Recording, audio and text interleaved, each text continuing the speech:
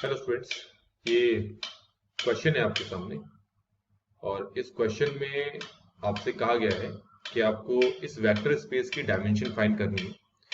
आप एक बार देख सकते हैं ये जो वेक्टर स्पेस वी आर है, इसके जो वेक्टर्स है उसमें पहला नंबर है z1, दूसरा z2 है और z1 और z2 कॉम्प्लेक्स नंबर है जिसमें a b c d real है। तो डायमेंशन कैसे फाइंड करेंगे?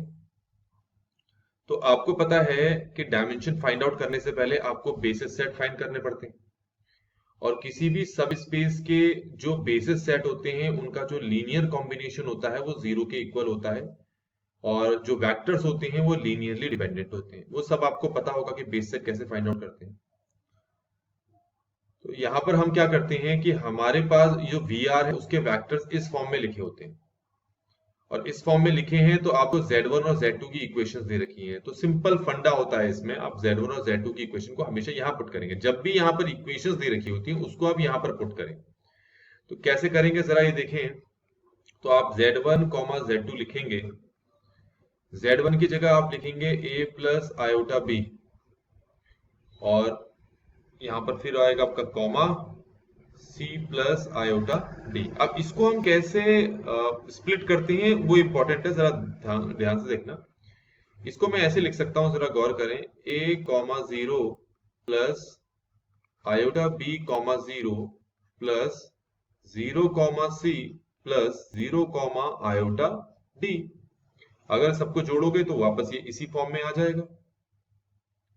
ऐसा करने की जरूरत क्यों पड़ी वो अभी आपको पता चलेगा कि ऐसा करने की जरूरत क्यों पड़ी। अब मैं इसमें से a निकाल लेता हूं तो ये हो जाएगा 1 कॉमा जीरो। इसमें से b निकाल लेता हूं तो ये हो जाएगा आयोटा कॉमा जीरो। इसमें से c निकाल लेता हूं तो ये हो जाएगा 0 कॉमा 1 और इसमें से d निकाल लेता हूं ये हो जाएगा 0 कॉमा आयोटा। तो इससे आपको क्या पता चलता है, जरा ये देखिए हमारे पास क्या आ गया है। ये जो है ऑलरेडी कह दिया है कि ये वी आर जो वेक्टर स्पेस है उसका वेक्टर है। और आप देखिए कि वी आर जो वेक्टर स्पेस है उसके वेक्टर को हमने इन चारों के लीनियर कॉम्बिनेशन के फॉर्म में रिप्रेजेंट कर दिया। इन चारों के लीनियर कॉम्बिनेशन के फॉर्म में रिप्रेजेंट कर दिया, पहली चीज। ठीक हो गया। दूसरा, ये चार के चार जो यहां पर वेक्टर्स दिखाई दे रहे हैं ये लीनियरली इंडिपेंडेंट भी हैं। कैसे चेक करेंगे कि लीनियरली इंडिपेंडेंट है या नहीं? क्योंकि देखो आपको ये पता है कि किसी वेक्टर स्पेस के बेसिस सेट की खासियत क्या होती है। दो खासियत होती है।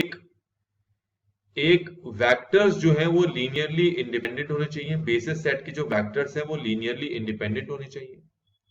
और दूसरा कि जो वेक्टर्स हैं उनका लीनियर कॉम्बिनेशन जो है वो जो वेक्टर स्पेस है उसको जनरेट करना चाहिए। ये दो कंडीशन सेटिस्फाई होती हैं तो ही हम उस सेट को बेसिस सेट मानते हैं। तो ये आपके पास चार दिखाई दे रहे हैं, वेक्टर्स आ गए हैं। तो ये एक्चुअल में क्या हो गए, यहां पर ये एक्चुअल में हो गए बेसिस सेट हो गए। क्या हो गए ये? Basis set. किसके बेसिस सेट हो गए? ये वी आर वेक्टर स्पेस के बेसिस सेट हो गए। और इस बेसिस सेट की खासियत यह है कि इसका जो लीनियर स्पैन होता है वो वी आर के बराबर है, जो कि यहां दिखाया जा चुका है, इस इक्वेशन में दिखा दिया गया है। ये हो गया हमारे पास इसका सॉल्यूशन। तो बेसिस सेट निकल गया। अब आपको क्वेश्चन में तो डायमेंशन निकालने के लिए है ना, तो किसी भी सब स्पेस या फिर वेक्टर स्पेस की डायमेंशन पता करना है तो उसके लिए बेसिस सेट में कितने वेक्टर्स हैं ये काउंट करने पड़ते हैं, जो कि 4 है। तो इसीलिए इसके जो डायमेंशन है वो भी कितनी होगी?